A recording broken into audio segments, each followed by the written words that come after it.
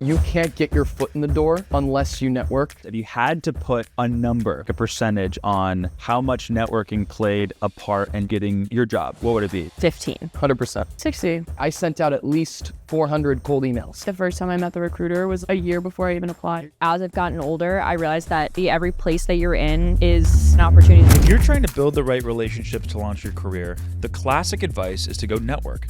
But what does that look like in 2026? In this episode, we brought 3 young professionals together to take a fresh look at networking. We talked about networking flops, what's working in 2026, and when networking actually ends. It's difficult to walk up to someone and just say anything other than, oh, what do you do back in college? I did all the red flags we're talking about. That first touch point that you have with someone should be genuine. You shouldn't be asking for anything. There's nothing worse than when you look someone in the eyes and you know that they're trying to get something.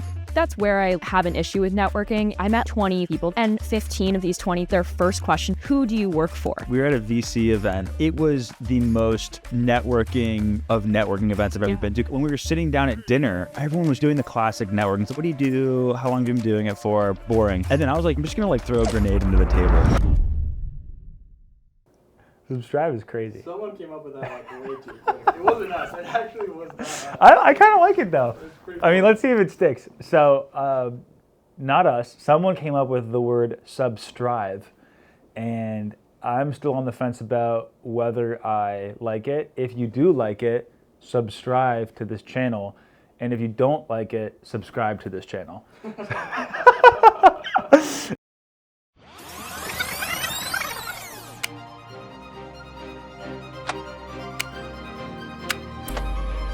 The single biggest superpower any of us have is the freedom to choose what we get out of life, and we believe we can build great lives if we strive.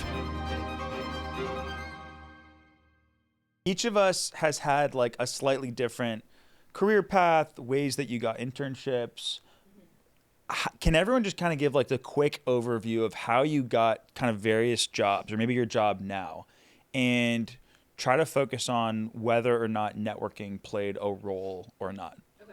Do you want to go first, Madison? Yeah, sure. So I've had jobs pretty much my whole life. My parents were big, you're always working kind of people. So in high school, I started out at a restaurant, which is just you walk in, you give them your resume, the face-to-face connection. They're like, all right, you're good enough. You have a job now.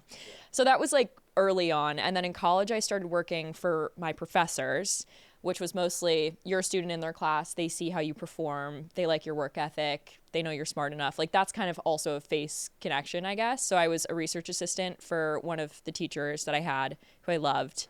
And then I started working as a paralegal at a personal injury firm. That was a LinkedIn apply. I just threw a resume in, ended up getting an interview. We talked on the phone, and I started working for her part-time while I was still in school. So this is college, sophomore, junior year. This was my, I think, senior year, actually. Senior year, wow. So my first internship I got because I went to a dinner with my dad, my sister, my best friend, and my dad's friends.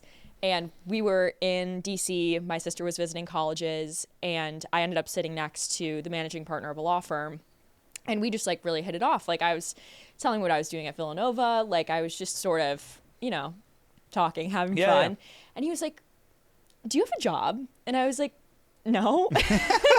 So he was like, this is my mobile business card. Scan this, text me. Wow. Let's talk again. So I ended up talking to him again and getting an internship with his law firm. And so I worked there my summer going into senior year. And then coming out of my senior year, I had met, through living in DC, the family I was living with had connections to federal judges. So I ended up meeting a federal judge in Philadelphia that I worked for post-graduation summer. I met so many people through that. It was one of the best jobs I've ever had. And then from that, I transitioned back to the law firm that I interned at the first time.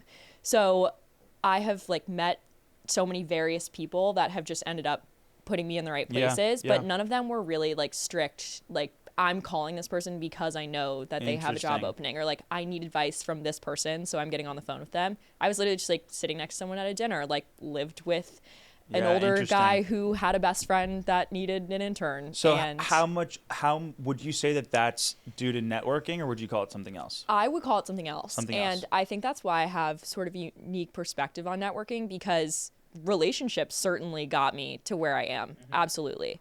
But I wouldn't say that those were networking relationships. Like, I went into those just as like being myself. I was in the right place. But it wasn't like I needed something from them. You and I weren't was going and asking doing for coffee it. chats Right. with like managing Yeah. partners at law firms to get a job or something. Exactly. Yeah. And like, is it networking? Sort of. Like, I think people would call it that. But Yeah. to me, it was never that. Like, I was just living in a house, and like his friend needed an Right. intern. And like, none of it was ever like, oh, you know someone that is in a field I want to do. Like, can I set up a call with them and like talk, Interesting. pick their brain? Like that. I was Right, never right. that person. You've never said the pick your brain. Never. Yeah, right. And my parents would be like, oh, like my friend would love to talk to you. Like, they're a lawyer. They're in this field. Like, talk to them. They're happy to help you. And I'd be like, no, like, it's okay. Yeah. Like, I'll figure it out on my own. And that is basically what I did. Like, I was just in places that ended up being good for me. So is it networking? Sure. So you'd Like, say, maybe. well, no, don't say it's networking, because I know you don't. If it's not, if I you don't know, think it's to networking, me, we're going to it is debate not. networking in a To second. me, Yeah. it's not networking. Off that, I think that's a perfect example of how broad networking can be, because a That's lot of true. people view it as a one-time thing. You're looking for an internship, you're looking for a job, Yeah. and it's a right now goal. We're all under the age of 26. We're young. Our network and our careers are going to go a million different directions. You don't know who you'll meet, and so that's why Yeah.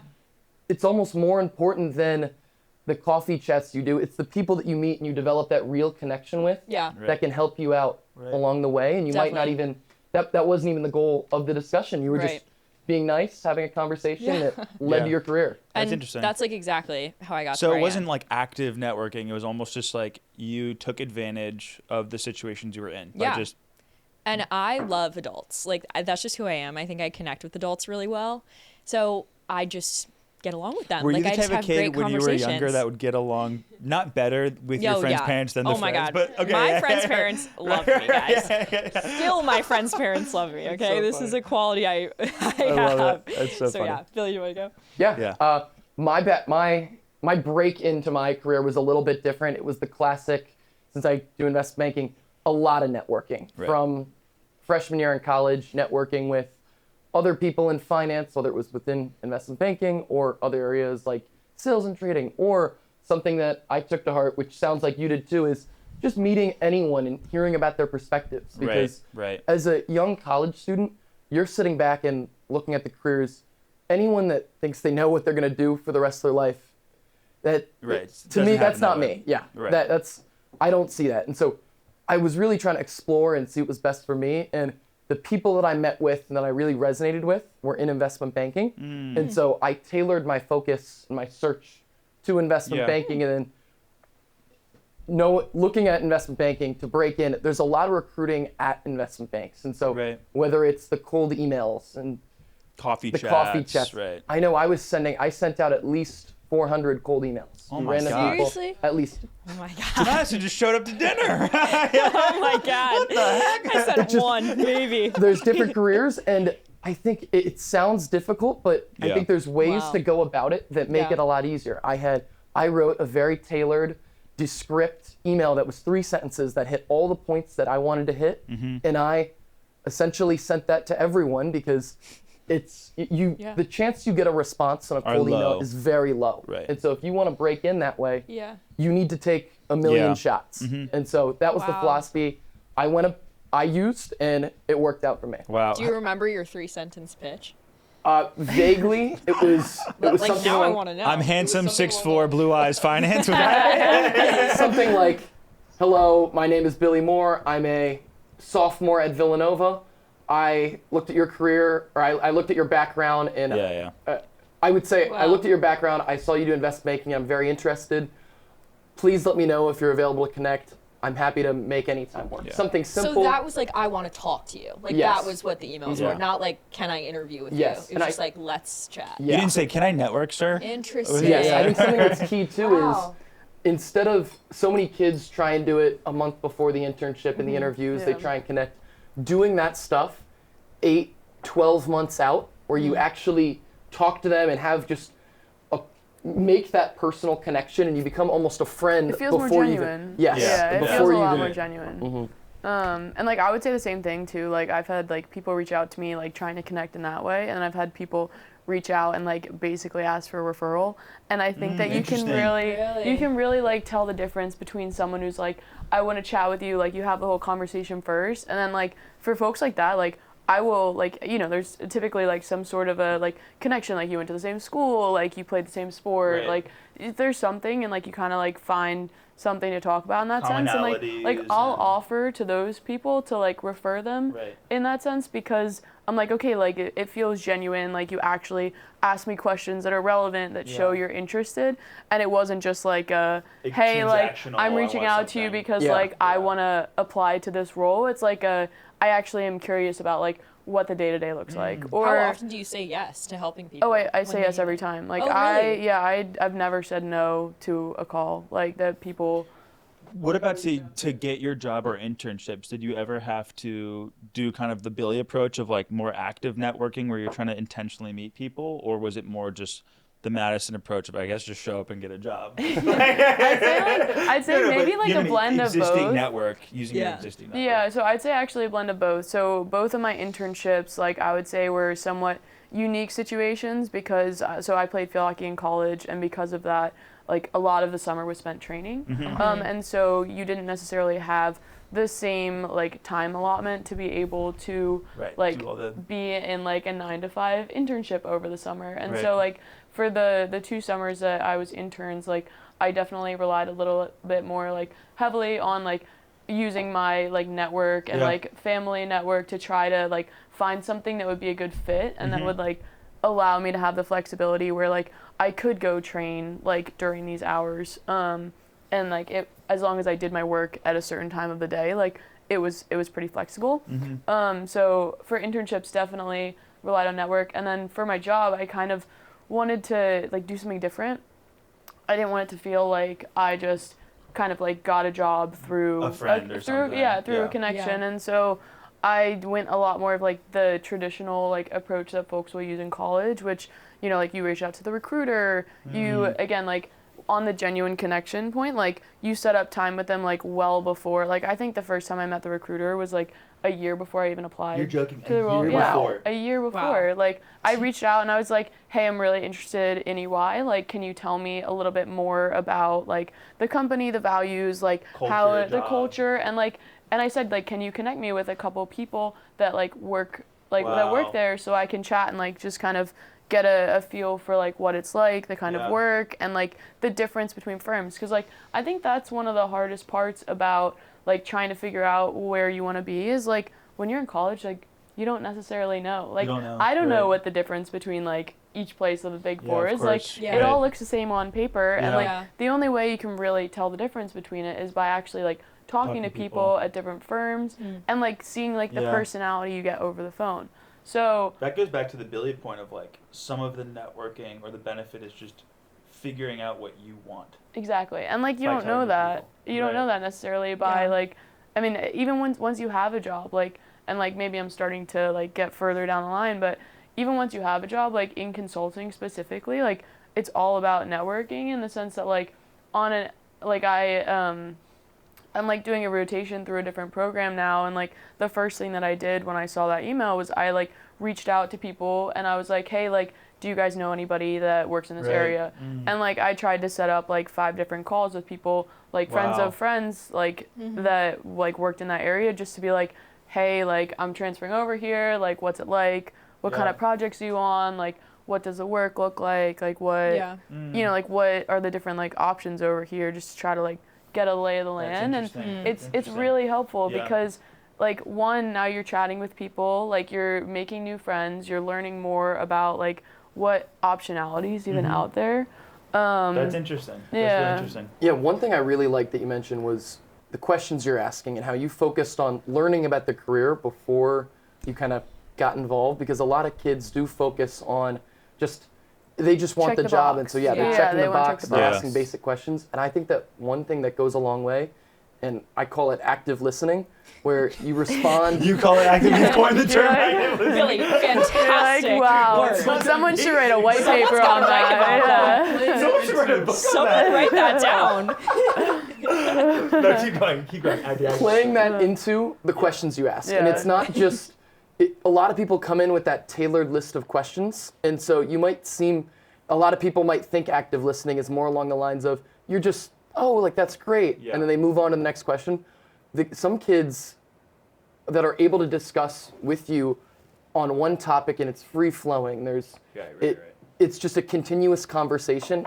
I think that makes a world of a difference. a robotic, technical, Yes. just Yeah. going through the Or motions like here. it feels like you have a piece of paper, you have 5 questions, and this is what I think you were trying to get at, like, and you're just like, oh, you answered this one, okay, next question, right. rather than being like, oh, like what you said was actually Yes. really interesting, like, can you tell me more about that experience? Don't you think that kind of just comes down to conversational skills, though? Like Partially. how good you are at conversing with someone, and like right. you Yeah. guys saying that that's gonna be a better conversation when someone's actively listening and like following up.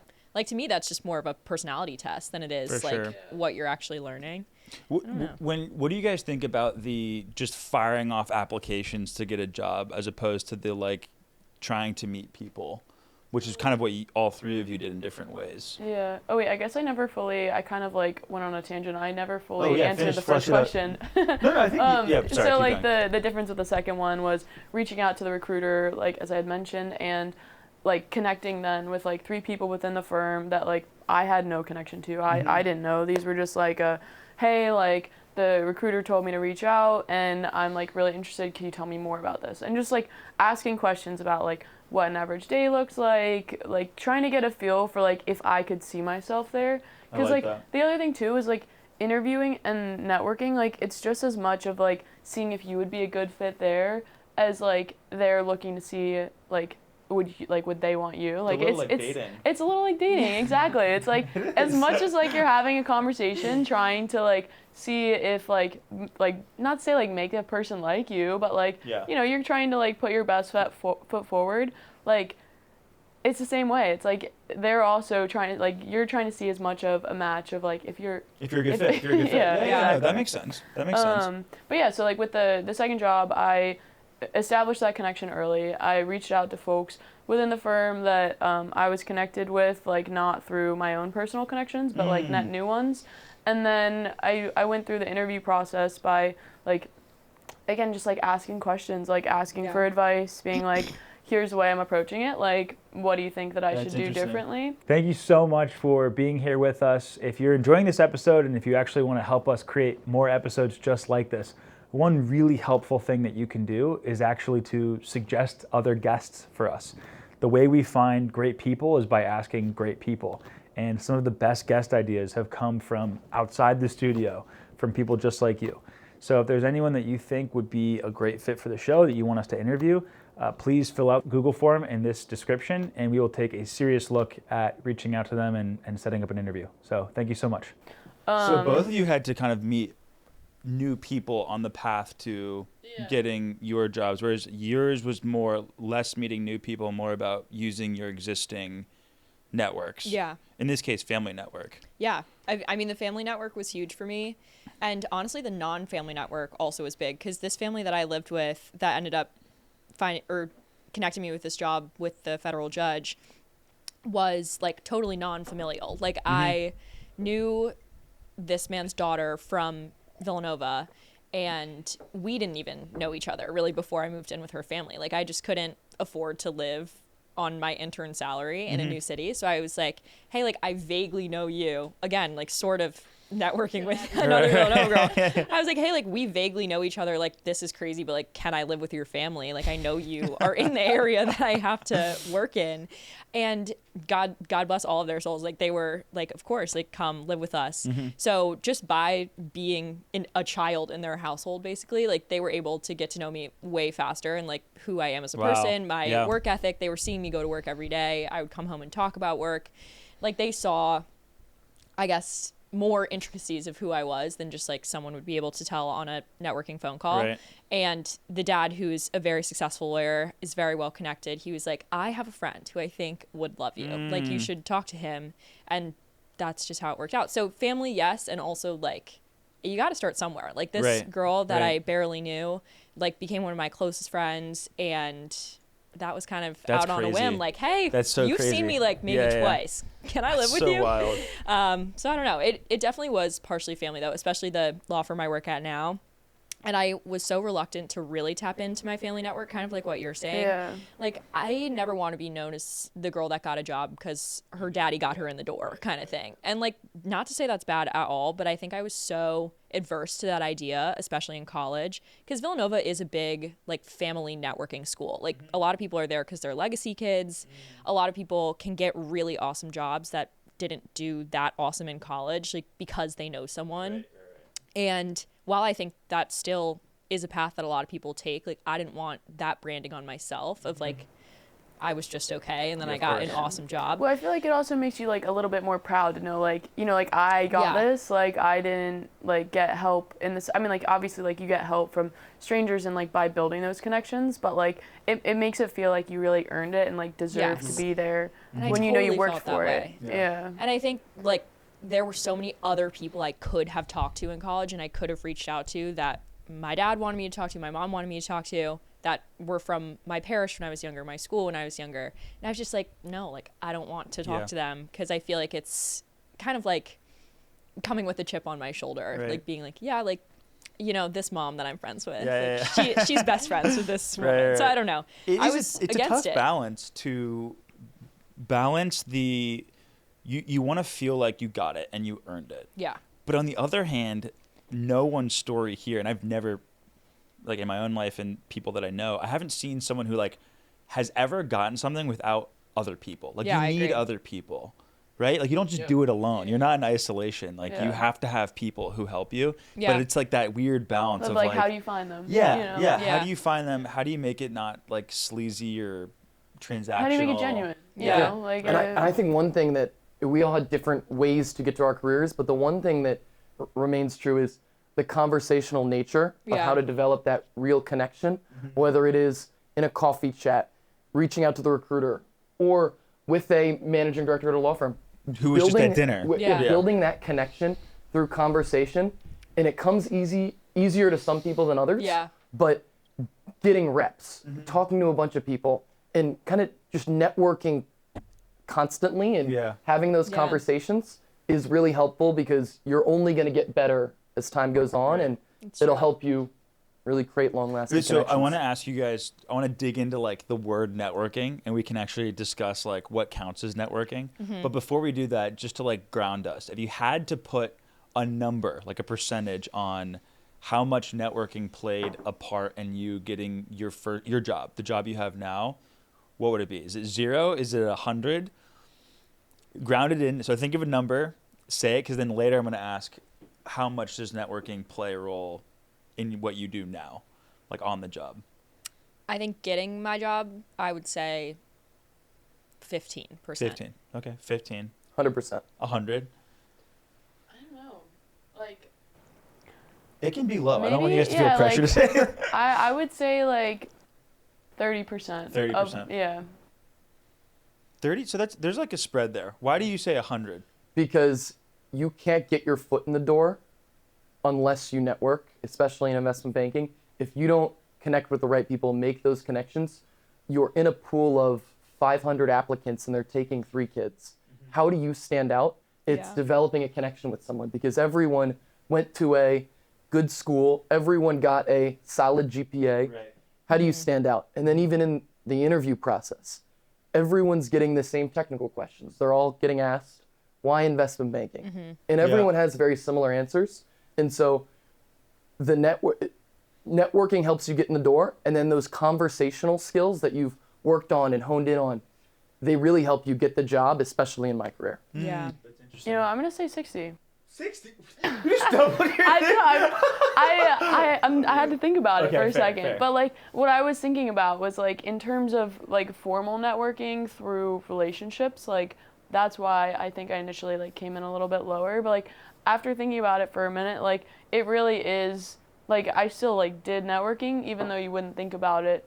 Like and maybe this goes back to your question of like what even is networking? Yeah, well, what- like what do you Yeah. like what is networking? Like how do you classify networking? And I think that like based off the answer to that question, like Depends on if it it's changes the 30 or number. 60. Yeah, Okay, fair, exactly. fair. Okay, So so like with a looser definition Yeah. of networking, like I would say 60. but a Yeah. tighter But like would a be, tighter, like I would say like I didn't really like, besides I had like conversations, like continual conversations with a recruiter just to like check in, let them know what I was up to, Mm-hmm. express interest, etc. And then like those 3 conversations that I had with different folks that I didn't know. Right. But like outside of that, yeah, I mean like I didn't. That's interesting. Like I wouldn't say I didn't send out like 400 emails, like which like that is obviously like a lot more of a hard effort into networking. Yeah. Which, you know, you could call it luck, like Yeah. like No, end of for the day, sure. like it is luck on like who you get along with. Yeah. Um I feel like mine, yeah. I'm kind of in your camp of like I feel like every opportunity I've ever gotten has always been like, Yeah. an email gets sent to like the listserv on the club that you're in and it's only available to like 10 people or Yeah. something, or your friend tells you about a job or something. That's like I don't think I Yeah. tried at all, really. Yeah. Well, so when you guys hear the word networking, how do you think most people use it? But then how do you use it? What does it mean to you? I think most people use it in like a professional, like for a purpose context. Like Yeah. if you say like I'm going like, oh, I have some networking calls later, it's normally because there's something that like you're looking for in return. Even if it's Transactional. just like it is a lot of times like transactional when you think about it off the bat.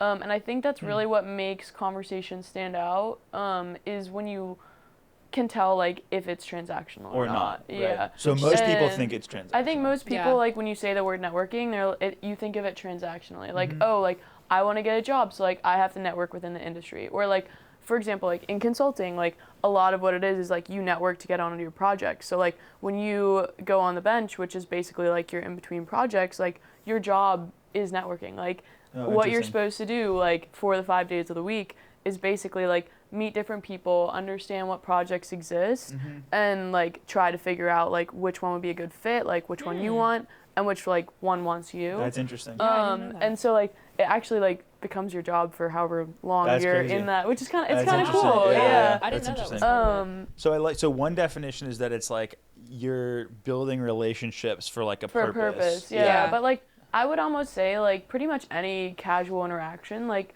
could be considered networking because it is just like building your network. Yeah. Like that Yeah. is what the epitome of networking is just like building your network, whether it be friendships, like relationships, like I think that that's almost like where I differ from that because networking to me is the transactional. Like I'm going into this because I want to learn something from you. You have something to offer me. Like I have something to offer you. Like you're going into it with a career purpose, and I think that there's like also the aspects of the networky culture in certain cities, like especially when I lived in DC. It's very like I want to know you because you will somehow be beneficial to me later. Like I need to add you to my network of people because maybe I need something from you one day. And like I'm building good relationships with you with it in the back of my head. Like I want that good relationship so that I can like go to it later Yeah. if I need to. And I think that's where I like have an issue with networking in general is that the relationship building is so fundamental of like what networking is in general. But that term and the actual fundamentals of networking is very career oriented. Yeah. Like I need this. Does it leave and a bad so I'm taste in your asking. mouth? I don't like network. I Yeah. think it's silly. Like So the thing that you're seeing in your head of like you're at the DC Yes. cocktail party and everyone's Yeah. kind of like a walking resume. yes. Yeah. And one of my first experiences in DC when I was an intern, I was out with my friends. It was like Friday night. We were out at some karaoke bar and I met like maybe 25 people that night. And it was like a hill turn bar. And maybe 15 of these 20 people, their first question to me was, who do you work for? It wasn't like, what do you Yeah. like? What's your name? What happened to what's your name? Where are How you are from? you? but like how Where are you does that from? make you feel like It when was- that's and someone's that's- first question? It's transactional, Exactly. which is like And that throws it right into the networking bucket, Yeah. which is where I'm just like, that's and like kind that's of a- where That makes that's so where I much think sense. you Yeah. can stand out though. Like I really think that by building genuine connections, like you can stand out in networking by not seeing it By not as playing the networking. game. Yeah. Like That's you know, like you And I think go that's into exactly a where I'm at. conversation and you're like, okay, this is a networking conversation. Like it immediately like you feel like it's career focused, but like Yeah. a lot of times like people that you're networking with, like, they don't always want to talk about work. Like, Yeah. sometimes, like, you want to actually, like, get to know someone on a personal level. Yep. And then, like, maybe that relationship will serve you well in the future, and, like, maybe it won't. Like, maybe it really is just a friend, or maybe it's a friend that calls you out 4 years later and is like, hey, I see we're working in the same, space. Like, why not, like, I have this interesting thing, like, come check it out. And, like, it goes back to what you were saying earlier about, like, you don't know who's gonna be who in the future, and like you don't like necessarily like. Doesn't that make everything kind of transactional though? If you're like thinking about like, oh, who will Yeah, they But, like- I be? think there's a spectrum. Networking is on one side, and Billy. friendship is on the other. And Yeah. when Yeah. does it separate into you're trying to meet someone just to become their friend, or? And I agree with you. The best way to make a great connection that is network based and career focused is by making it personal. And so Yeah. it's I have a hard time distinguishing the two almost, because when it is transactional in nature, you're looking at the far left side of the spectrum. That's clearly networking. Yep. But I think if you want to do a good job at networking and develop relationships that can help you, I think it bleeds into friendship a lot more Interesting. than Yeah. people think. How would you define it? And how do you think it's typically used? Like, what do you think of when you think of the word networking? I think both of you guys have great answers, and I would say I kind of agree with both, and I don't really have. I don't have a way. He's sitting between two girls. sitting there That's what nodding. it is. He's like, He's sitting there "You're like, both yes. Like, what do you want me to say? I think it's tough because you can easily value it as career focused. I think that's a very good definition, but I also think to be successful in networking and to really achieve the most you can achieve, Yeah. making it as personal as possible is really helpful. And I think one thing that's key to networking, I start every one of my networking calls with talks about their personal life, whether it's the weather, the Me too. weekend, Yeah. what's Yeah. going on in the world, making it kind of dropping the whole, this isn't a professional setting. I know a lot of times you're connecting with someone who's going to be working for the next 8 hours. They've already worked Right. a couple hours. Get their mind off things. Try and create less of a professional connection and make it more of a genuine friendship. And so Yeah. I don't have an exact definition. I think yeah. Yeah. it flows. Have you guys all been at those events, like what you were saying, where it is like a networking event, where like people, the purpose is to like Yeah. meet people and like, but there's that awkward feeling and it's Yeah. a little sleazy. Have you guys Villanova all? loves those. Villanova serious? loves a networking event. Are you serious? Like, So so does UVA much. as well. It Yeah. is like the biggest networking school ever because there's a lot of like Villanova pride too. Yeah. So like there's a lot of like I want to help other Villanovans. Right. They throw these events in every city, every place, Wow. every month. Like it's like Have you both gone to a bunch of them, like Yes. back in college? Okay, Yeah. paint us a picture of like one of your early ones, like what it felt like walking in there, what you did. You got it. well, this is actually hilarious. I didn't sign up for my alumni network But they just came because to I you. don't take anything seriously. And I was leaving work one day. I get in my elevator. I go one floor down and it stops. And my old Villanova professor gets in my elevator at work. And we Wow. are in different cities. Like she should not be here. And she's in my work building. She's like, oh, like we're going to this Villanova event. Come with us. Again, like me just being in the right place at the right time. So I went. This is one of these networking events. Yeah, It's for one of Villanova these. on the Hill. Oh gosh. So right away, you know exactly what you're walking into. And it was like a big gala, like they make it fancy to make you feel like you're like spending money. Sometimes there's donation things, there's speakers, there's a panel, there's, all of these things to kind of All the like bells and bring you whistles. Yeah, exactly. Right. And then you walk in, you're like, I know that everyone here is about to ask me what I do and like ask me to connect later. Like I already knew that going in. And then you meet the older people that are on the panel or their Father Peter, the dean of our school. And it's hard to not also have that to them and be like, hi, like I'm Madison. I work in this and I live here now and whatever. But they're I don't necessarily think they're sleazy because Villanova people are like generally really nice alumni, I would say. But everyone is like, what have you been up to? Like it's with a purpose. What are you doing? Yeah. Like it's with a purpose. And the Hill turns, like the Villanova on the Hill kids, like they're there because they want to go into a career likely aligned with what you're doing. So Right. they are at that event, like they are the highlight of that event because Villanova wants them to meet other successful Villanova alum. And like 3 or 4 of the girls that were on the program like they were all asking me for career advice. And like, did I think that was bad? Absolutely not. Like, of course I'm going to help you. And of course I'm going to talk to you. But you're going into those knowing that that's what you're getting. So it's That's different to be on the interesting. other side of it as like the one they're asking for advice rather than being the one there that's young and is like, hey, like, what do you do? Like, can you Yeah, help?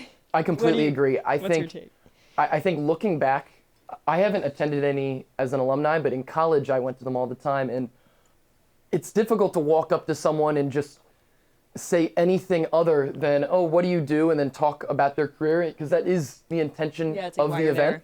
But now that I'm stepping back and I'm in the role of answering those questions, I think the best thing to do is trying to make it more genuine, be real with that person. It's not all about your profession, your career.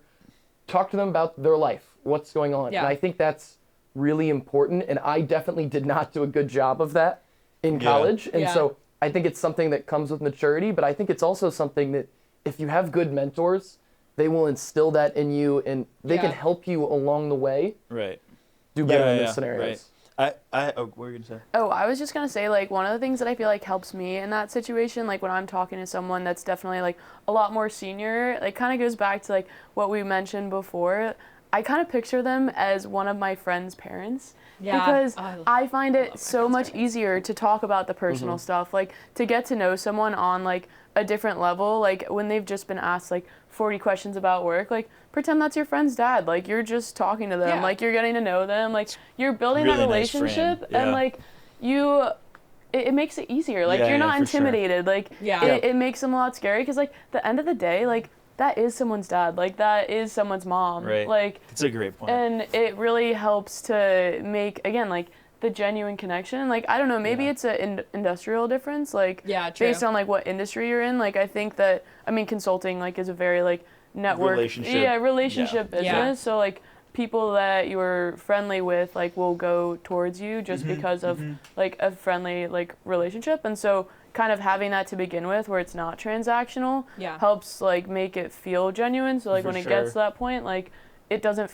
feel love like that. not Yeah, natural, yeah, you know? And yeah. so like by establishing that earlier on and like seeing it in that way, I think it really helps you later down the line. And the other thing is, to that point, I feel like the best strategy I've seen is to get them to take off their Like work professional hat, hat yeah. and put on their personal Yeah. hat. You know what I mean?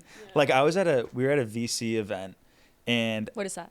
venture capital, like a bunch Okay. of entrepreneurs go, a Got VC's it. there, meet and greet. But it was like, it was the most networking events I've ever Yeah. been to, because it was literally like a prove yourself to me, like tell me about Yeah. your product and your Yeah. business, Like pitch. and yeah, Like, and give me your pitch, I hate yeah. it because it's like Your elevator pitch. your person's my God. the person's looking at you, and you just know that you're just getting judged so Yeah. hard right now. Yeah. But when we were sitting down at dinner, everyone was just talking about their, like, doing the classic networking. So what do you do? How long have you been doing it for? Like, boring. And then I was like, you know what? I'm just going to, like, throw a grenade into the table. Good. And I was like, so what is everyone's, like, biggest red flags on a first date? And the table kind of just, like, paused for a Goes second. silent. But then we had the best, like, Yeah. 45-minute conversation about it. And by the end of it, everyone was like super bonded, and everyone was like exchanging numbers, and like you ended up getting to the same place of like exchanging numbers and LinkedIn's Yeah. and all that stuff.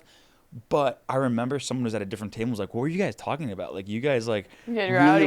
yeah, you guys looked fired up. And I was like, yeah, like we were just talking. Yeah. And so I feel like that's one of the best frame shifts. Yeah. To your Yeah. point, is like, how do you get them out of And like professional mode? exactly, and I kind of think that like is a big thing in interviewing that like people don't really realize is that when you're interviewing for a role, they're looking to see if your personality meshes. Right. Like a lot of work is like working in teams, like depending on where you are, Yeah. and so like half of an interview is just seeing like, is that someone you want to work with? Like, is this someone you could see yourself like chatting with every day Yeah. and like Right. getting along with? And like that's honestly half of it. Oh, yeah. Which is why Oh, like yeah. it's so important to like be yourself, Yeah. like, and come across that way, Yeah. because if you're scared, like you're not really like communicating who you are as a person. I was gonna say, like, pretty much most jobs are all personality. Like Yeah. you have to be able to work with people, put yourself in front of people, especially like more senior level positions, places where you're more client facing or you're working on external projects. Like they want to trust that their brand is being represented positively, Right. which I think is why when you're like, what's your biggest dating red flag? Like you get into conversations where you know who they are in a Right. way that like networking, at least on my definition, like I don't think you really get there. So the personality is basically all jobs, in my huge. opinion. Right, like, right. are you fun to work with? For Are you sure. like smart and driven and hardworking? But like, can I see your Yeah. face every day Well, and not be so many upset about companies it? have those like little internal tests of like the Yeah. airport test. Like if you were stuck at an airport with this person, like Yeah. would you get along with them? So it's not just like And an I mean, that's real because like that's happened to me. Like, Yeah, me too. like I've been like traveling on like job stuff, and it's like we're going home, your flight gets delayed 3 hours, like You have to you're spend probably time gonna with go them. grab Or a you're beer on with the them. same Yeah. flight Like, and, like, yeah, you gotta hang, exactly. Yeah. Yeah. I What think were you looking saying? at those events too, and I think one thing we've all mentioned, the personal connections, that person, whoever you talk to at the event, you walk up to them, they're probably going to talk to 100 different Yeah. people. Exactly. Who are they going to remember when they leave that table? They're going to have the same name, first name, period, Right, right. last name at villanova.edu. Yeah. Email them. Yeah. Who are they going to remember? They're going to remember the person that talked to them about something other than tell me about investment banking, tell me Yeah. about consulting, tell me about law. For sure. People get into robot mode, I feel like, in those. Yeah, when you ask them just those go on questions. autopilot. Like Yeah. you have your answers. And you like just give it to them. yeah, it's like I mean everybody knows about like the elevator pitch that you're supposed to prepare for like oh like you meet someone like what's your 2-minute introduction Right. and so like when someone asks me like oh like who are you, what do you do, what's your background, like you just go on Yeah. autopilot But you're and not like feeling any connection you're not to them. yeah like that's not Right, a right. memorable experience. Like For I'd sure. say some of the most like memorable conversations I've had with like senior leadership folks, like again it's you start off talking about like something outside, like I don't know, something fun that I'll bring into conversation sometimes is like I really love charcuterie. I'm going somewhere with this, I promise. I promise. I really love charcuterie. Like I started liking it in college, and like we would do like bachelor night Mondays, and like I'd make a little board. Everyone would bring a bottle of wine. It was super fun, and like through that, I like started doing it more, and then like I guess getting better at it to the point where like I've made some like pretty cool boards, and Nice. That's like awesome. my friends' parents pretty actually cool. were like, you should start a business around this, and so like I started kind of making them and like selling them sometimes, And now you're a billionaire. I wish we're working on that. It's not necessarily a scalable business model, but but yeah. So I mean, that's something I'll talk about when they're like, oh, like what do you do in your free time? That's cool. I Run a like charcuterie yeah, business. and I actually have had That's people reach out to me like, oh, that's a charcuterie girl, because it's memorable. Wow. Like, Yeah, you wow, know, I like like that. I like and that. yeah. So it's just That's like awesome. something fun, like you can connect on outside of work, like. Yeah. And you know, like sometimes it resonates with people, and like that's another thing I'll say about networking is like know your audience. Yeah. Like I like could tell maybe that's something that would be a topic someone would be interested in, like based off of their personality, or like you know like a lot of times like moms that like have kids and like host, like they Yeah, love right. talking about that stuff. Yeah, Right, yeah. But like right. somebody that's like maybe a little bit less open on that, like might not be. They'd be like, cool. That's not the right thing You to know, go and for, that's not the right. right thing to Right. go for. And Yeah. like you kind of like tailor your stories to the audience of who you're talking about. Right, and right. like I think that's a big part of networking too. Huge Is like part. Yeah, knowing doing your your audience is research huge. before Yeah. and like kind of like figuring out what that person would appreciate. Yeah. What like, were you going to talking say about- the preparing for those types of things? I was gonna just actually following on that. I think one thing that's really important when you do your research is, like in those events, everyone's asking the same 4 questions: culture, what do you do in a day to day, how's the job, are you gonna continue doing this long term? Yeah. If you can do your research and find out a little bit more about them and ask a few more tailored questions, that can really help you stand out as well. And I think if you can learn what industry they're in, talk about macroeconomic factors within the industrial sector.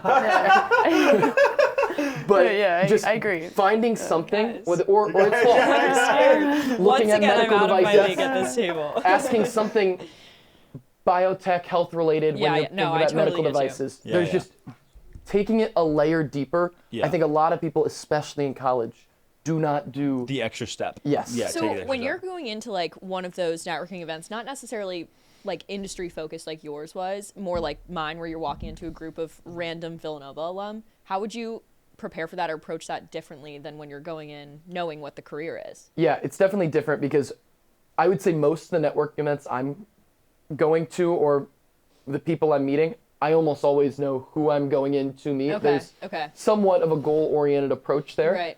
But in those events back in college, I know I did this, all the red flags we're talking about, which is just the walk up, ask the basic Robotic, question. yeah. And my advice for my past self would be make it a little personal, because then you might not know their background. You might not know that they also loved X sport or they went to, they're from Boston. But if you can then make it personal, you might develop a connection, and also your questions then feel a lot more genuine when you ask. Yeah. What are some of your guys' big mistakes that you've either made with networking or you've seen other people make? Any stories come to mind? You have one? I have one too. Well, not to throw my own brother under the bus, Oh, but I'm gosh. throwing my brother under the bus. He also wants to go into like finance, IBs, private equity. I don't know exactly what his path is, but he's a freshman in college, so he's pretty young. And he doesn't like fully understand the vibe of networking or like how to bring the personal touch to it yet. And we were home for the holidays and he was talking to my parents. We were going to a like holiday party with a ton of my parents' friends. And he was like, Mom, like, I know that one friend that Dad has is going to be there. Like, I'm going to bring my resume and give it to him. And I looked right at him. I looked him dead in the eyes. I said, don't you dare do that. Like, do not even touch a resume before this holiday party. Oh my God. Please just like slide in your pocket. I was mortified. I was like, Thaddeus, sorry. My brother. I'm gonna like that is the worst approach that you could possibly take. Like you know this guy's gonna be there, you know what he does, you know that's something you want to do. Go up and make him remember you. Talk about something you care about. Like talk about fishing or like a vacation you just went on. Like be normal and he'll probably want to talk to you again, maybe the second time about your career. Like don't bring it up off the rip because then he'll see a young kid that comes right up to him. And it's like, please give me a job. And that goes back on genuine connection. Like, you know, I really do think like that first touch point that you have with someone like should be genuine, not like necessarily fully work specific. Like you shouldn't be asking for anything in that like first connection besides just like maybe a follow up or like I really like look up to you as a mentor. Like I'd love to continue this. Like especially if you're not meeting them in a setting where it's a networking setting. Like that's a really significant point. I have you an should not be inverse doing story that. of that. So that was an example of freshmen maybe doing it wrong. There was a kid who I know was freshman in college. He went to a holiday party for his dad's job, and he was sitting next to this older man. He had no idea who the older man was, and just throughout the evening, like. He's just being super normal, smart kid, articulate, charming, just talking to him, having a conversation. And they hit it off. At the end of the dinner, the older guy turns to him and says, I want to offer you a job this summer. He's like, oh, cool. Like, what would that job be? Like, what are you doing? He's like, oh, like I own the company. Like you can come into this. And so it was his dad's boss who he just was sitting next to at this party and got a job at the company. Yeah. Wow. Not because he was like, trying to network, but because it was like he was just being himself, it was literally being charged, how just I getting got my job. It was getting to know Sitting someone. next to someone at dinner. Which is one of the funny lessons that I've learned of like it's almost like if you're trying too hard, that actually hurts you. Yeah. Whereas it's almost like when you stop trying is when you actually because you can sniff succeed. it out in a second. Yeah. Someone that's next to you That's and is being like sort of inauthentic. bloodhounding for something out of you. Especially sure. now that I'm in a position where I could refer people to a job for the first time in my life. For sure. Like when someone comes up to me and they're like, oh, like, how's your job? Or like just approaches it with like a sort of faux genuine aspect to it. I'm like, there's not nothing doing it for me. that's worse than when you look someone in the eyes and you know that they're trying to get something from you. Exactly. There's nothing worse than that. So that's the best part. It's like you're sitting next to someone at dinner, you're just being yourself. You didn't even know that there was a job opening. Didn't even know, right. And that's how you the funniest get part, the furthest. it wasn't like going into it, that job even existed.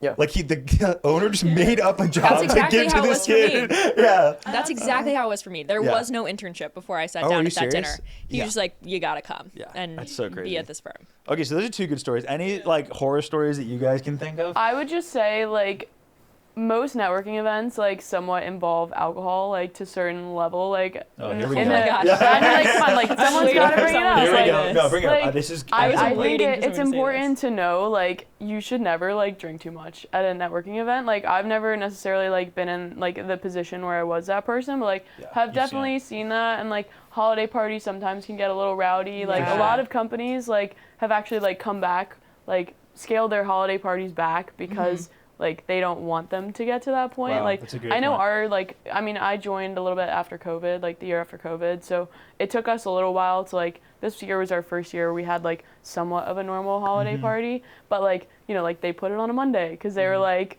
you know, who's gonna Everyone's get too coming in crazy tomorrow. on a Monday? Smart. Yeah. Yeah. But like I would say like a good rule of thumb, or at least like what I do a lot is like I'll just drink beer because a lot of times like you're just sipping on a beer, like you're chatting, like it's easy, like versus sometimes, you know, if you're like drinking something else, like It goes down quicker. yeah, like you're not You forget realizing about it because also like, you know, you're chatting, you're drinking, and like sometimes people like might feel nervous in that situation and like compensate in that area, and like, you know, like everybody has their sure, strengths, for their sure. weaknesses, Yeah. but like definitely I'd say someone that's like new to an area, that's a good thing to like watch, be aware of, Yeah, that's and a like good point. try to. That's a really good point. If you're at an event, dinner, bar, work party, I think you should look at the boss, see exactly what they're doing, and never go beyond that. I would say Like, even like, stay how- under. No, no, stay under, yeah. that's my that but, like, has to Vicky be and I, tolerant. though. No, you need to When be- your boss parties, then you can really quickly.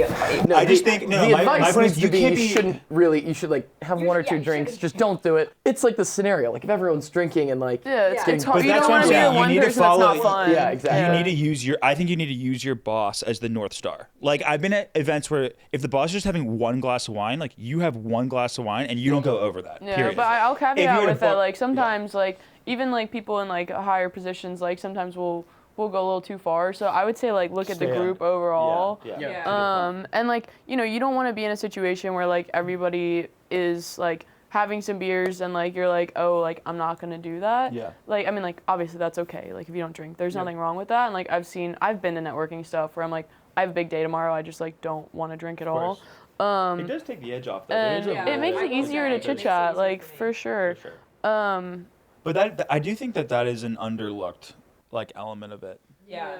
of like understanding how to use alcohol properly in those sorts of scenarios. I Because it is a thing. It's a big If factor. you want to look like you are drinking, but either don't drink or Like maybe vodka like soda want to water. take it easy. Yeah, So not even popular. vodka, just Sparkling water. soda water in a Sure. glass, and So- it still looks like you're participating without like Yeah. actually Not me participating. saying like vodka soda, Yeah, thinking I meant just like soda. Yeah. With a lot. I was like, yeah, like, it looks like you're not drinking, get a vodka soda. So, like, I almost get internally nervous. I'm not a very externally nervous person, so you would never be able to tell, really. But I'm, like, I would definitely lean on alcohol as a crutch in those scenarios, especially when I was, like, starting out my career. If you don't know Like, as going many to the happy people, hours for the Yeah. first time, like, you can easily get caught up into that if you are nervous. And it's important to realize where you're at. Like, if you notice your conversation suddenly getting a little bit harder because you're getting too drunk to realize what you're saying, or like you're Getting not too as comfortable, articulate as maybe yeah. you would be before, that's when you gotta cut it I off, agree with that. I think. And I think that's where you see like a lot of people like leave events, you know, like if you realize you're getting Yeah. to that, I'd be like, it's a good time to like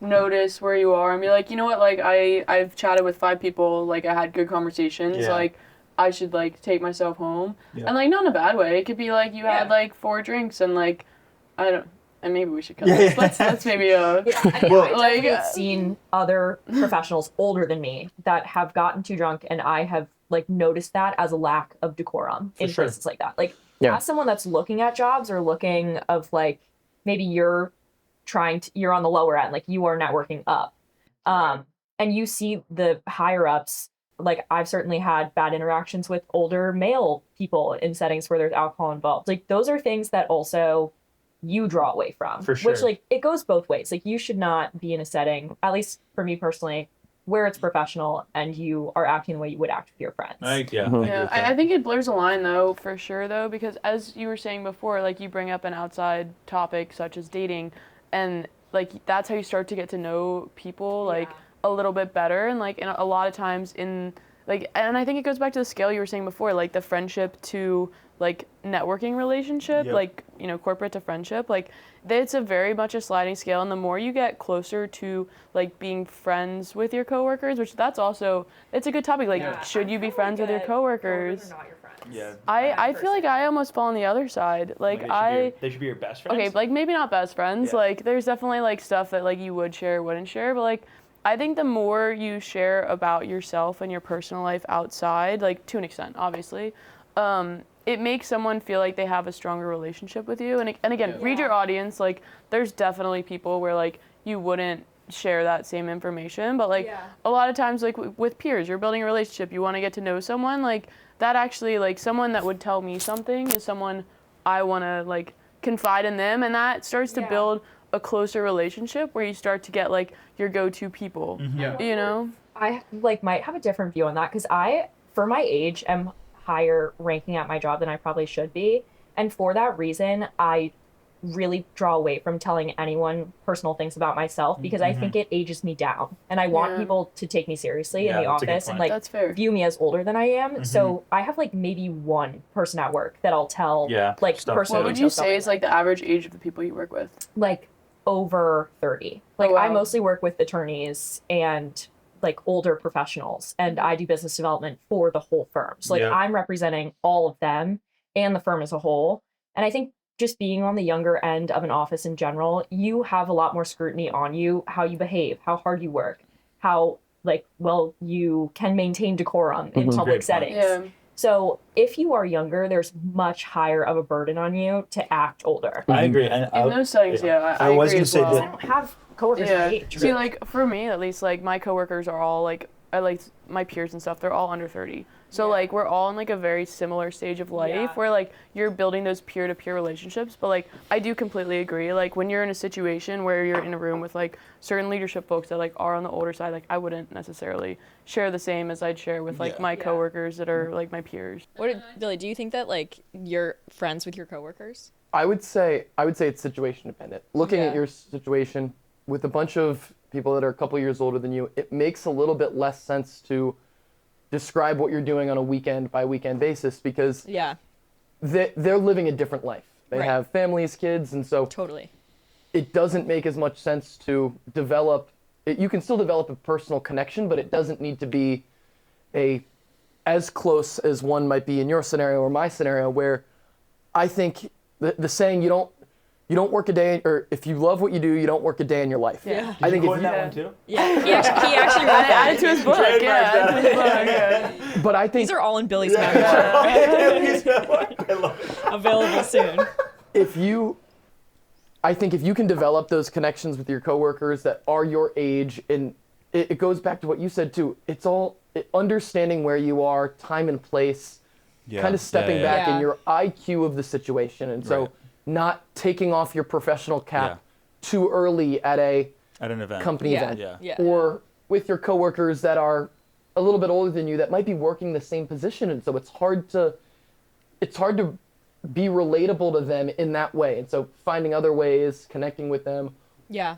But I think I tend to side with my coworkers are all my age, being very personal with them, but very situation dependent. What's your take on the appropriateness of using your family connections? Like, how are your parents' friends a good network for you to draw on or not? 100%. I think 100% you should. Yes, it's just too difficult, especially in investment banking. You're competing with too many people, and the chance a cold email works is just too low. Whereas if you have a parent's friend, a friend's dad that can help you out, I think 100% leverage it. I would say that should be your first resource before going to cold emailing. I think using those people, because they have a personal interest in you. They want to see you succeed and get the job. Whereas I've had plenty of good networking calls where I then ask to speak to another member of his team or learn about the interview process and the application process, and I never hear back because we might have had a good 30-minute discussion. It's but not a priority. Exactly. Yeah, it's not like high on their list of things to do. Yes, and I think it's good for everyone to understand that sitting in that situation now, I know you mentioned earlier that you respond to everyone that emails you. I know that I don't respond to almost anyone that cold emails me. you. And that's even coming from someone who got their job as a result of that. And I think the problem is, and someone cold emailed me and then connected with a peer, and the peer set me up with them. And they started off the call being like, I think I emailed you, you didn't respond 2 months ago. Ooh. And I enlightened him. I was like, I've received 50 emails in the last 6 months. How can I help 50 kids get the job? Especially when one of my good friends from college's younger brothers is looking at the same position. I have a personal interest in him. Yeah. And so I think leveraging your family connections, your personal connections that you make in college has to be your number one resource. And then, of course, I completely understand not wanting it to seem like you got the job through your parents. The sad truth is it's just too difficult to get a career. And so you can leverage them. That also won't help you succeed in the role. There are a lot of other steps. Once you get in the role, you need to excel in interview processes. You need to be able to answer technical questions. And also, as you mentioned, be personal enough where you create a connection. Oh, go ahead. I was going to say, the other thing I'll say is if you're not leveraging your family connections, someone else is. And other people will not be reserved about that. And they'll use them and they'll get to that role 10 times faster than you It's too do. competitive. It doesn't even have to be family connections though. Like I think you can really find connections through anything. Friends. Like again, like through sports. Like use your alumni connection. Like if you were in a club, I'm sure they Teachers. have like teachers, like different, like even schools. Like I get like emails or LinkedIn messages from like UVA people, and they're like, hey, I saw like you were in the business school. I'm also in the business school. Like, do you have time to chat? And like just having that like immediate connection. Like I guess honestly, like everyone that has reached out to me has had some sort of like oh hey, I see that you also were in this. Like I'm doing that as well. Like can we chat? Right. And like I think that's honestly why I have responded to all of them, is because there's some sort of a connection. Like I mean, you also feel some sort of, I don't know, like not to say like you owe it to the people that were in your shoes, but like I feel like I have some sort of responsibility to like pay it back. You know, like I did that a ton when I was trying to figure out what area I wanted to go into or what like career path I wanted. And like so many people responded to me. So like, and like for example, like UVA and like UVA field hockey specifically like gave me so much that like I feel like An obligation I want to give it back. Like I want to help those kids like have better resources, like and you know, just there's also I think the reason a lot of people don't do it is maybe back to what we were saying earlier. They want to feel like they did it on their own. Yeah. But I just think that they miss the opportunity, but also just like the game. Like the game is who do you actually know, who's actually in your network, whether it's your dad's friends. Like, and there's actually there's a VC where one of their tests is they will never respond to a cold email from an entrepreneur. One of their tests is, are you smart enough to network your way into a warm lead? Wow. Like that's one of their tests. It's like if you can't network map your way into someone at the firm, it's like that's already like you failed the first test. And so I just think, I don't know, I just think that needs to be like a reframe. Like, and we had a networking expert on a couple weeks ago, and one of the biggest insights he had, I think, was people think about networking as building new connections, when in reality, what networking should be is looking at the connections you already have, the ones you haven't thought of. Like, again, parents, friends, high school, like alumni, team alumni, things like that. I think one thing that's good to separate too is even when you use your parents' connection, in my field, that gets you in the door. Then there's 5 interviews where you're meeting with people that have no connection to your parent. It's just giving you a slight leg up to enter the door. And that's the hardest part, I think, entering the door. Yeah. And it's just really difficult to break in with cold emails. Like looking at, I'm lucky for that. I would say that's not a traditional path. And so I just think separating that out, getting above the fact you might have been set up by a parent and it helped you get the first round interview. There's too many other steps to get the job where if you went through them all and you survived the process, you earned it. Yeah. It wasn't Right. like That's you a good didn't point. earn it. That is a really good But point. then what's your take on the people that like maybe don't have very successful families, or they're like building up from the bottom and they don't have the parent network, they don't have the like friends of parents network? a Like good question. doesn't it kind of keep the like higher high and the lower low when it's just like a network based dog eat dog kind of thing? Yeah, no, that's definitely true, and it's it's a sad reality, especially in finance. But I think one thing that, and actually I'll use this to answer the networking definition. I think one thing that networking stands for is almost hard work and perseverance. How many people are you willing to email? Yeah. And it might not, you might have a 2% chance of response, and even lower chance at turning that into an interview.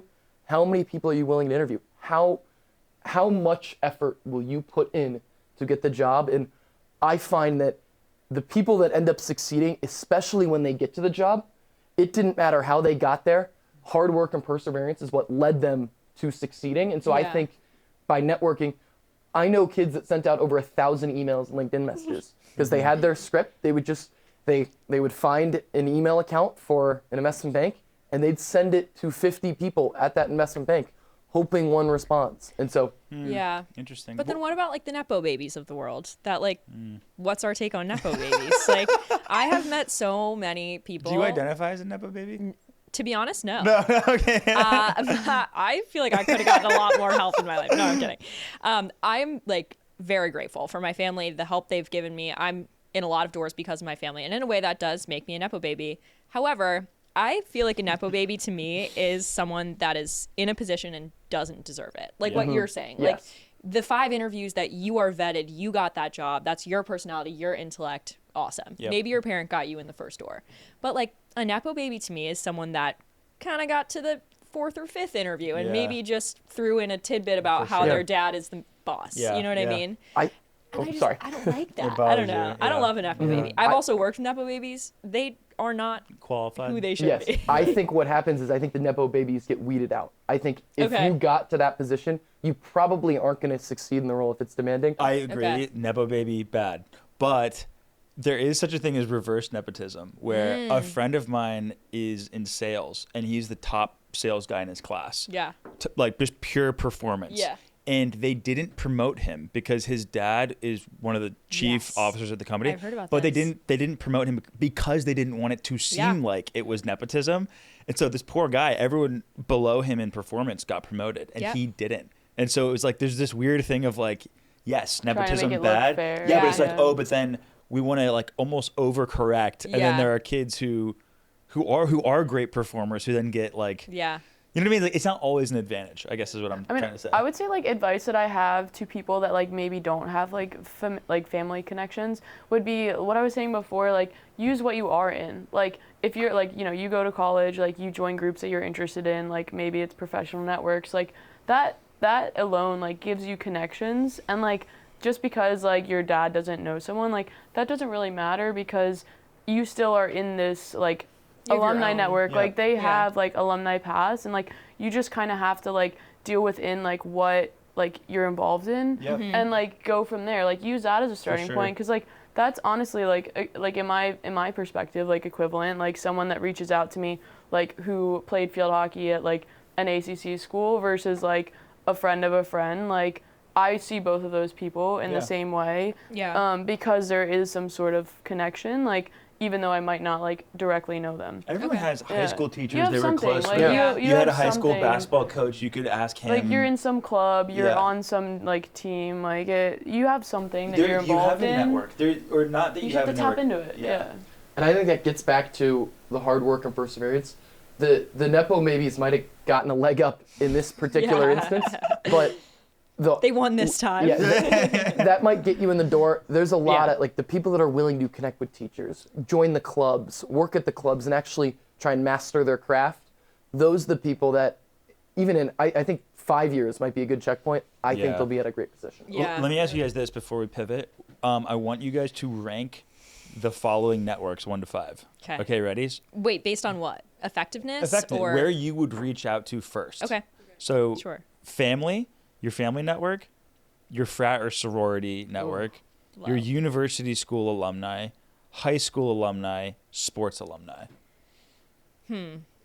I feel like I would rank based off what I identify with most. Yeah. Okay, You know, so what like would be that for you? specific, I can see most that, yeah. specific is like better. So like I would start honestly with sport because, for example, feel like it's a team of like 25 people max. Like that is a very like small community that shares the same experiences. Yeah. Like everybody's used to hard work. Like you know what it looks like to have like 40-hour training weeks and still do work on top of that. Like I would even get more granular. Like the places that I would look at first are the intersection of like sport and the business school at UVA. Like Yeah. McIntyre The more you have in common, the was better it really is. like a grind. Like it was very demanding, and like to be able to manage sports on top of that, like I don't even need to talk to someone. Like I know anybody that was a student athlete in McIntyre, like I know that they are going to excel in what they do based off of like my experiences going through that. So like I would say get specific first, like see where those cross. You know, like don't necessarily like two things. Not yeah, just one see thing. where it intersects. And Yeah. like you might not have people that fall directly in that category, and that's where you like slowly start to expand it. So like if there isn't someone like who played a sport, like played field hockey and is in the business school, then I'd look, okay, what about like played a sport, like any sport at UVA and is in business school, and then like slowly expand out from there. That's interesting. Yeah. So you had sports number one. What would just be your other top two? So to give like a top three. Like business school, like Business whatever school. school you're in within the school. Within the school. And so then like major. So, like, yeah, alumni your major, network. yeah, Yes. your alumni Yeah. network, and then like more broadly, like the school in general. School in general. I mean, That's pretty good. obviously you That's have to pretty throw good. family Yeah. like in there at a point, but I think it's like interwoven. It's an Yeah. Yeah, I wouldn't say I'd yeah. rank it like I'd say they're side by side, There's a equally important. fair. I'm interested in your take on this, Billy, but I would put fraternity sorority relatively low on that list because I think especially once you get more professional, there's sort of a like taboo nature of being in a fraternity and sorority in college. Like I've had people tell me to take my sorority off of my resume completely, like my are you experience serious? in my Wow. sorority. And I was the vice president of my sorority. I did philanthropy for my sorority. So like those were big involvements that I had in college, big like leadership involvements too. And I have had multiple mentors be like, just take it off. Take it Like off. people don't want to Wow. know that you were a sorority girl in college. Like it kind of genotypes you into one Yeah. thing. And I don't That's necessarily crazy. agree with that. Like I think if it's leadership, if you were involved, if you have things to show that was like, I learned something from this, definitely keep it up there. That's interesting. But I wouldn't necessarily, I think of like a few mentors I had in my sorority who certainly I would reach out to if I needed, but using that as like, oh, I know that this woman I'm interviewing with was also in my sorority and I'm going to bring that up to her. That is low for me because you have different experiences in your fraternity and sorority. Like maybe they hated it and you have no idea. And I also think there's like the layer of taboo to it too. That's of, interesting. Like party kind of, you're in college. Yeah. To, like, Yeah. the sorority. I Where would you put completely your agree fraternity? with your Really? take. I think what she mentioned too on how maybe someone that she was very close with, they could help you out. I think that's who you'd go to. And this is not a don't reach out to these type of people because I think building your network can be Yeah. as expansive as possible. And so definitely reach out. But the first group that I'd reach out to is family or even you could call it personal connections where, just like Madison mentioned, she was really close with someone back in college. It's beyond sorority. It's Yeah. beyond fraternity. And so I think that I would not rank that high. And I think especially the sports aspect of it. Yeah. Having a common, you guys both went through the same thing. It's a lot of hours in college. My brother plays a college sport. It's a part-time job, if not a full-time job. And so having someone that worked that hard at something and shares that similarity is great. And you also mentioned you can almost tier similarities. That's a great first one to reach out to. Classes and teachers is a great second one. And then you could even say university third, where university is definitely helpful, but the deeper the connection is, the more likely I would say it works. Yeah. Like the more crosses that you have with someone, like I think it also makes it easier to have a conversation with them. Cause like you open up and you're like, oh hey, like I saw that like you did this here, like I also did this, like how was your experience transition? Like I get a lot of questions like that, like how was your experience like transitioning like from sports into like the working world? And like that automatically takes you off of autopilot because you don't necessarily have those like immediate networking answers that you just kind of like have that you've said a million times. Like you're like, oh, like actually like that, like then you start thinking about like, oh, like that was a great chapter of my life. Like and it makes you smile. And I think honestly, like that's the biggest tip, like in networking, if you can get someone you're talking to smile, like it's huge. It's so big because like I think there's some sort of like chemical reaction that happens in your brain. Like when you smile, like it releases like certain Oxytocin or dopamine yeah. or something? I'm like not a scientist, so like that's not my domain of expertise. Let but Billy like trademark I this. can add it to your book. You can add it to your book. But no, there's Smile once a day. Take it some heat. That's something my dad used to always say. Like when this is like a tangent, but like when he would teach you like how to do something like skiing or like surfing, he'd be like, don't forget to smile when you turn. Like he'd leave out all the important parts about it, but like don't forget to smile was one like he would say when he taught you everything. And like it's maybe not helpful at first because like you're learning how to surf. Like he doesn't tell you like don't put like the nose of the board like in the water when you're taking off. Like it's like, oh, like smile when you turn, like just have fun. And like you can't smile that much when you're going like face down and kind of getting drowned. But like I think that it parallels well into everything. Like if you're smiling, like it automatically like makes you enjoy a conversation and it makes it memorable. Like, oh, like that person made me feel welcome. Like they made me smile. Like it makes you Also, memorable. That totally links to networking in the sense of like you're going to have really cringeworthy moments. You're gonna have bad social interactions. You're gonna have bad coffee chats. Like giving yourself permission to like laugh at that, or you you have a bad moment. You're like, wow, that was bad. You're like, man, I had a glitch. And like being honest about it too. Like I've been in situations where I've been like, oh, like I can't believe I just said that. Like that's true too. Laughing at it loud is true. And like then they're like it opens it up to like feel a little bit more like casual and takes a little bit of the pressure off. One of my best friends, I actually don't think he's that funny, but where he gets really funny, no, listen, where he gets really funny is by just saying like,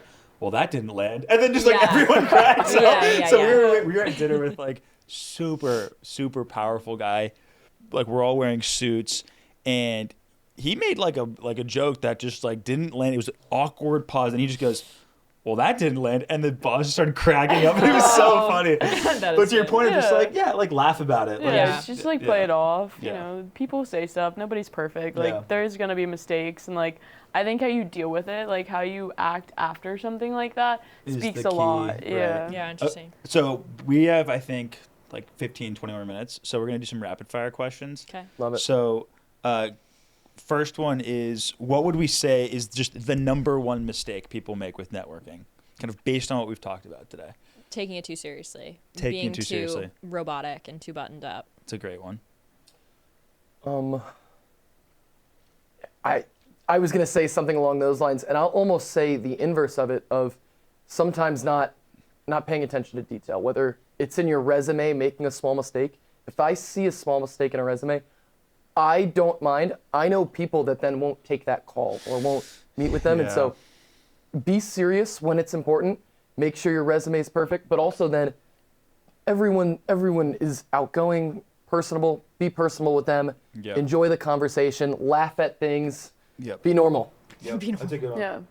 I would say like be genuine. Like I feel like I've talked about that a lot, and being genuine really is what is the foundation of any relationship, whether it be professional, whether it be like whether it be personal or dating. Like it's really just being genuine and being who you are, and like playing to your own strengths.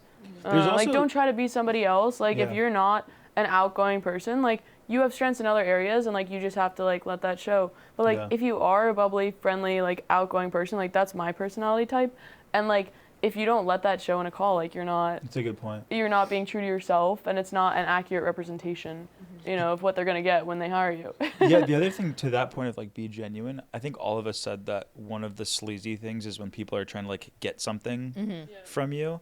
And I think like the way to replace that is just to actually be curious about the people you meet.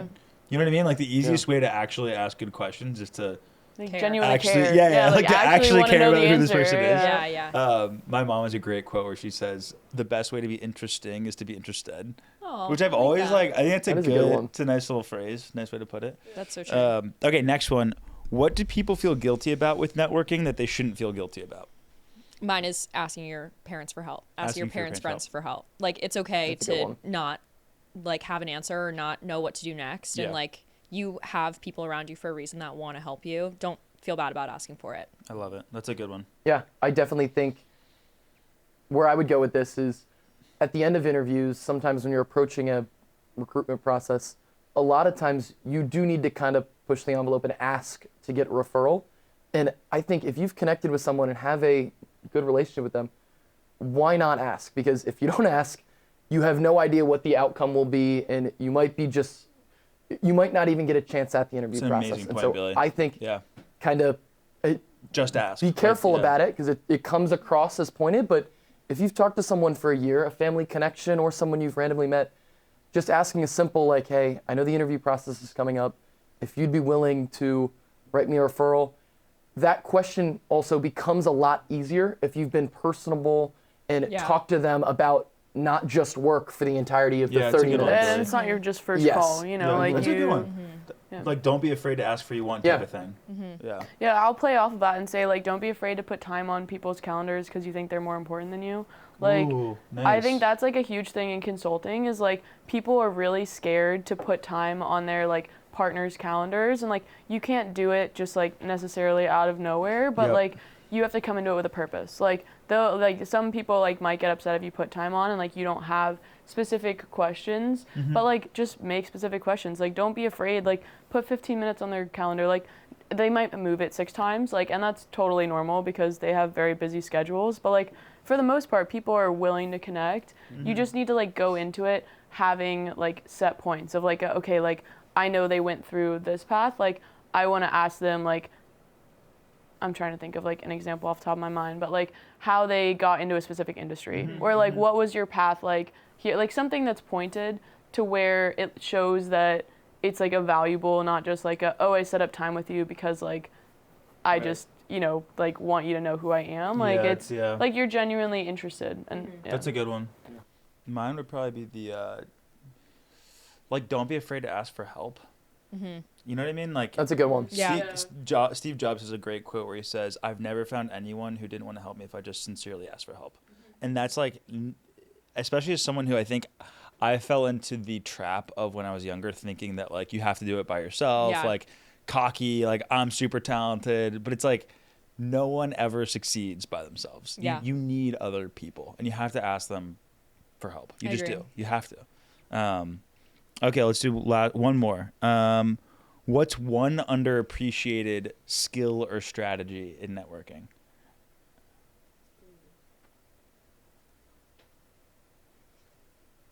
My dad always used to say networking is better than not working. And I didn't Oh. understand what that meant when I was younger. But as I've gotten older, I realized that every like opportunity, every place that you're in is sort of an opportunity. Like who could you meet? Like what, you know, what connection could you create in that moment that Yeah. may lead you to someone else or may be fruitful later.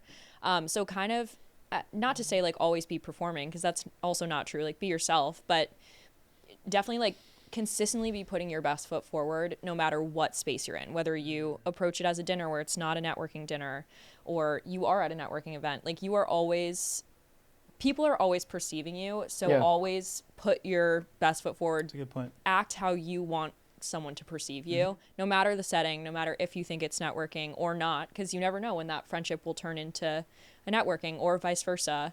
So kind of like always be on, I That's a would good say. point. Yeah, That's a I'll really good kind of point. a story off of that. Like the number of times that I have actually like ran into coworkers in bars, like a lot, like outside, like in the wild. You know, like you're living your personal life. Yeah, no, it's wild. Like you're in the like I actually like I was at a bar once and like someone bumped into me and I like turned around like, oh my god, like I can't believe someone just pushed me.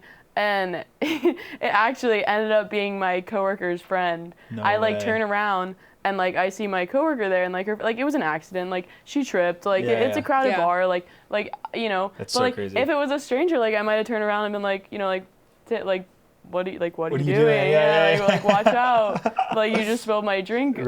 That's a good point. And like you turn around, like it catches you off guard for a second because you're like, wait, like you know, like you're not really expecting someone to be in that context, but like it goes back That's a to good always point. being on is like you never know when you're gonna kind of like see someone necessarily, sure. and like that just goes back to, I mean, I think I've said it like 500 times during this call, but like being genuine, Being like genuine, being yeah. yourself, like if you are genuinely yourself in a work context and like that's who you actually are, when you're outside of work and you run into those situations, like it shouldn't really be much of a difference. Like you shouldn't be caught that off guard because like it genuinely is your authentic self. Like inside work, outside, like there might be more filters on like what you're sharing, like maybe like the way like you're dressing or like a certain thing, but for the most part, like if you can keep that consistent throughout your life, I think it makes it a lot easier.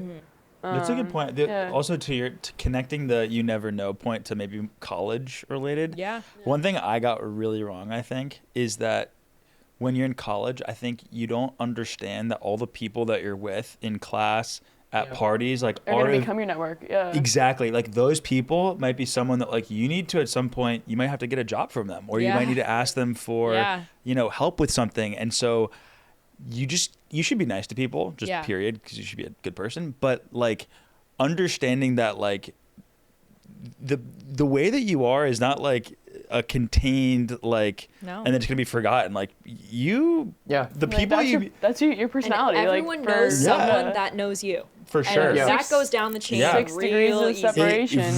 You're easy. 6 degrees away from everybody and in the world. Just like I don't know, maybe I don't know what the right lesson is from that, but just really protecting maybe your reputation. Yeah. But just being more careful, maybe. Always being on. I think that's much better than the one I have.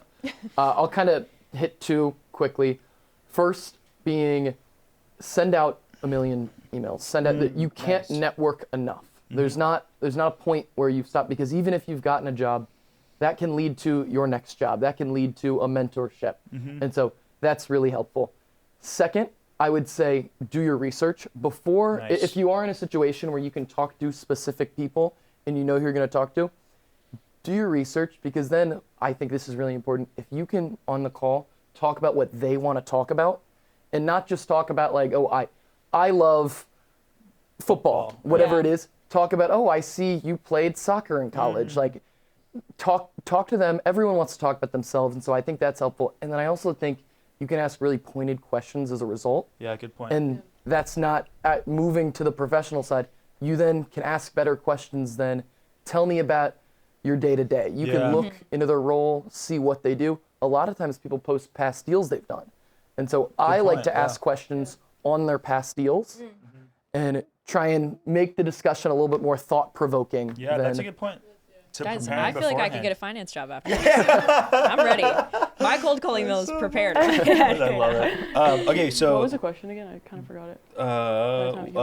Underappreciated skill or strategy in networking. Okay, even if it's not a video call, smile. Like you can tell on the phone. I like that. Like you can tell on the phone when someone's smiling or not. Like every single time I pick my phone up, like someone calls me, like cold call, not cold call, like I'm smiling because.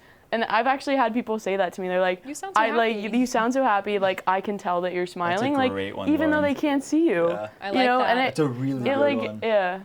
I like that. Smile more.